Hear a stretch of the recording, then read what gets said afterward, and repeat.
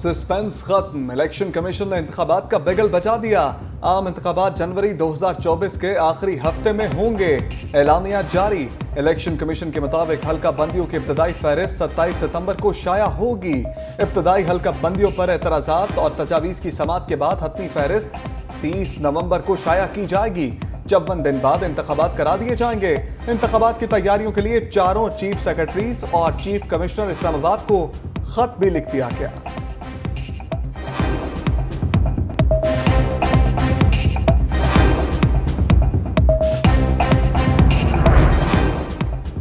इंतखाबात का ऐलान होते ही सियासी जमातों में जान पड़ गई।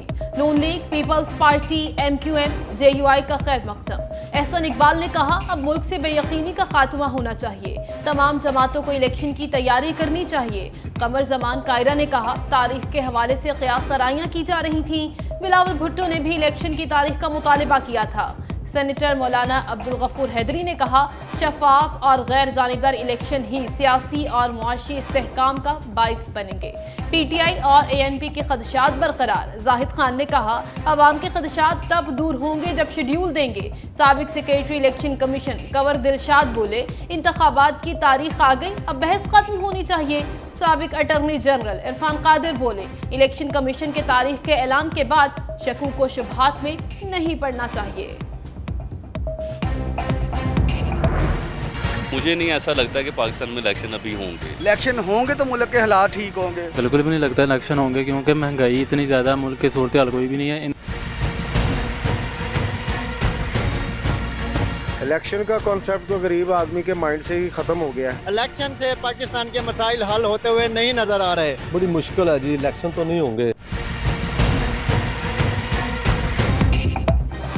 महंगाई की चक्की में पिसे अवाम का इंतखाबात के ऐलान पर मिला जुला रद्द अमल। कुछ ने इलेक्शन के बाद अच्छे दिनों की उम्मीद लगा ली, कई मायूस। इलेक्शन का खैर मकदम करने वाले शहरी कहते हैं, ऐलान से मुल्क में जारी सियासी अफरा तफरी खत्म होगी। इलेक्शन के बाद हालात बेहतर और रोजगार के मौके मिलेंगे। शहरियों के खदशात भी बरकरार। ऐलान नया लॉलीपॉप करार दे दिया। बोले, सारे खिलाड़ी तो वही पुराने हैं, अवाम की जिंदगी में कोई फर्क नहीं पड़ेगा। जेल नहीं जाऊंगा, अनोखे लाडले ने लेवल प्लेइंग फील्ड के बाद NRO 3 मांग लिया। नवाज शरीफ का सरेंडर करने से इनकार। लंदन में बैठकर अदलिया से जमानत के तलबगार। लाहौर एयरपोर्ट पर गिरफ्तार करने की यकीन दहानी मांग ली। नवाज शरीफ की जिद मुल्क वापसी की राह में रुकावट बन गई। जराये के मुताबिक शहबाज शरीफ को समझा दिया गया है कि नवाज शरीफ के लिए सरेंडर और जेल जाए बगैर कोई दूसरा रास्ता नहीं। मुख्तदर हलकों का पैगाम मिलने के बाद शहबाज शरीफ और मरियम नवाज अलग अलग परवाजों से लंदन रवाना। नून लीग के तीनों बड़े कल लंदन में सर जोड़ेंगे। शहबाज शरीफ लीगी कायद को मुख्तदर हलकों का अहम पैगाम पहुंचाएंगे।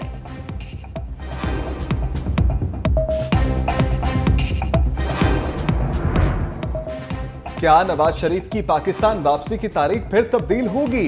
मरियम नवाज और शहबाज शरीफ की लंदन रवानगी ने कई सवालात खड़े कर दिए। पार्टी जराये के मुताबिक शहबाज शरीफ मियां नवाज शरीफ और मुख्तदर हलकों का पैगाम देने जा रहे हैं। मरियम नवाज 21 अक्टूबर को नवाज शरीफ की वापसी पर बज़िद। शहबाज शरीफ मजीद ताखीर चाहते हैं।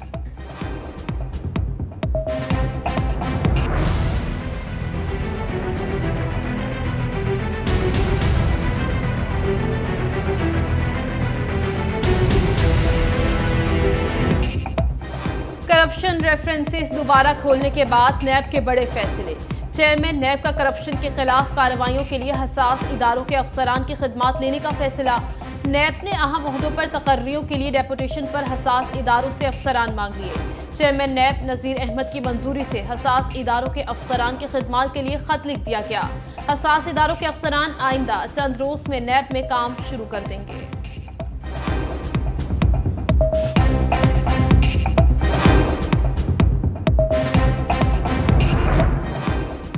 सुप्रीम कोर्ट के फैसले पर अमल दरामद। नैब केस दोबारा खुल गए।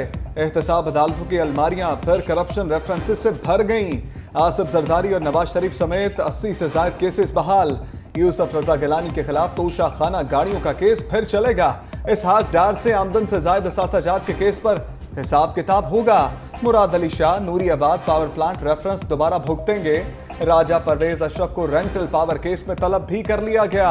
एहतसाब अदालत की 4 अक्टूबर को पेशी की हदायत। लोक विरसा इस्लामाबाद के फंड्स में खुद बुद्ध केस में रोबीना खालिद को भी तलब कर लिया गया।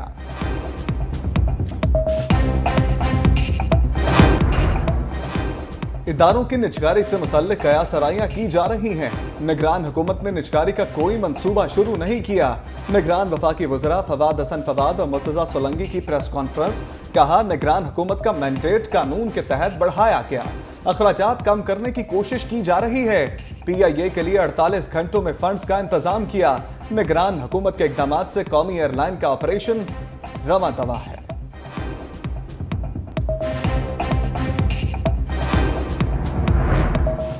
बिजली की कीमत कम करना मुमकिन नहीं, IMF से मुआहिदा खराब नहीं कर सकते। वफाकी वज़ीर तिजारत गौहर एजाज और वज़ीर तवानाई मोहम्मद अली की लाहौर में प्रेस कॉन्फ्रेंस।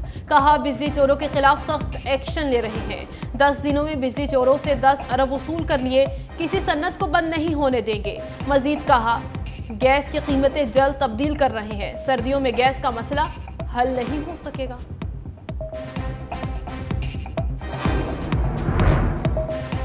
हुकूमती इदारे खदमात फराहम करने में नाकाम रहे।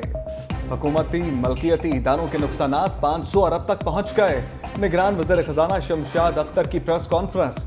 कहा, मुल्की मईशत की बहाली के लिए इक़दाम जारी हैं। 10 मुनाफा बख्श और नुकसान में चलने वाले इदारों की फहरिस्त बना ली। जहां जरूरी होगा हुकूमती इदारों में मुदाखलत की जाएगी। मुनाफा बख्श कंपनियों की हौसला अफजाई कर रहे हैं। फाइनेंशियल नुकसानात के अजाले के लिए वजारत खजाना मदद करेगी। डॉलर माफिया ने छापों से बचने के लिए डॉलर्स को घरों में जखीरा कर लिया। FIA और खुफिया एजेंसियों का डॉलर की जखीरा अंदोजी रोकने के लिए घरों पर छापे मारने का फैसला। जराये के मुताबिक एक्सचेंज कंपनियों की मदद से डाटा इकट्ठा करके मखसूस घरों पर रेड किए जाएंगे।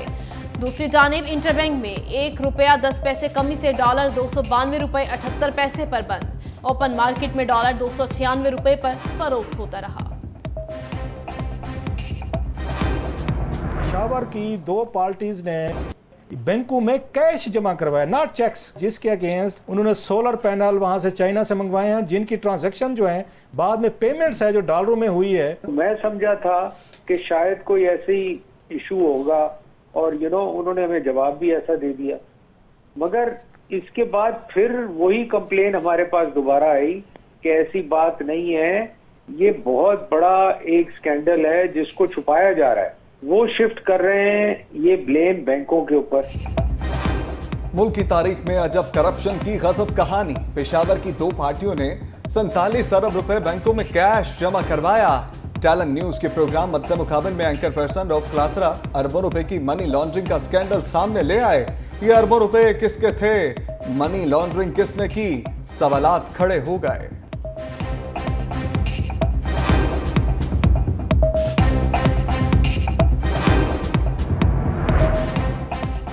गैर शरई निकाह केस में चेयरमैन PTI की तलबी का नोटिस जारी। District and session court Islamabad ने नोटिस बुशरा बीबी के खिलाफ गैर शरई निकाह केस में जारी किया।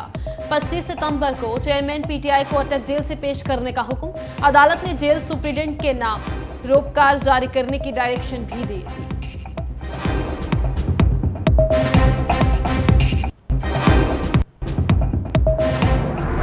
रावलपिंडी में शेख रशीद की रिहाइश का लाल हवेली सील। मतरूका वक्फ अमलाक का FIA और पुलिस के हमरा ऑपरेशन। लाल हवेली की रजिस्ट्री भी मनसूख। दूसरी जानिब साबिक वज़ीर दाखिला शेख रशीद को क्यों और कैसे गिरफ्तार किया गया, टैलेंट न्यूज ने पता लगा लिया। शेख रशीद को 9 मई के वाकयात में गिरफ्तार किया गया। शेख रशीद की गिरफ्तारी के लिए मुखबरी उनके ड्राइवर ने की।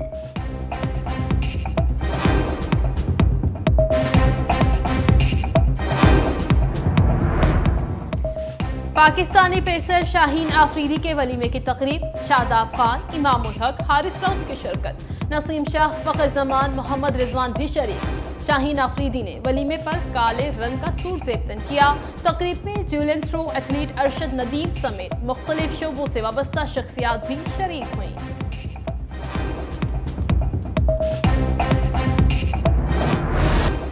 IMF का अमीरों से मजीद टैक्स लेने, गरीबों को तहफ़्फ़ुज़ देने का मुतालबा। निगरान वज़ीर-ए-आज़म की न्यूयॉर्क में सरबराह IMF क्रिस्टिना जॉर्जिया से मुलाकात। इक्तिसादी तरक्की और इस्तेहकाम के लिए इक़दाम का आदा। अनवारुल हक काकड़ बिल गेट्स से भी मिले, कहा पाकिस्तान पोलियो वायरस की रोकथाम के लिए पुरअज़्म है। बिल गेट्स का कहना था कि पाकिस्तान से पोलियो वायरस का मुकम्मल खात्मा हमारी पहली तरजीह है। अनवारुल हक काकड़ की उज़्बेक सदर शौकत मिर्ज़ायोव से भी मुलाकात। दो तरफा सियासी, तिजारत, इक्तिसादी और दिफाई अमूर पर तबादला ख्याल। निगरान वज़ीर-ए-आज़म की UN सेक्रेटरी जनरल से मुलाकात। सैलाब के दौरान गैर मुतज़लज़ल हमायत पर शुक्रिया भी अदा किया।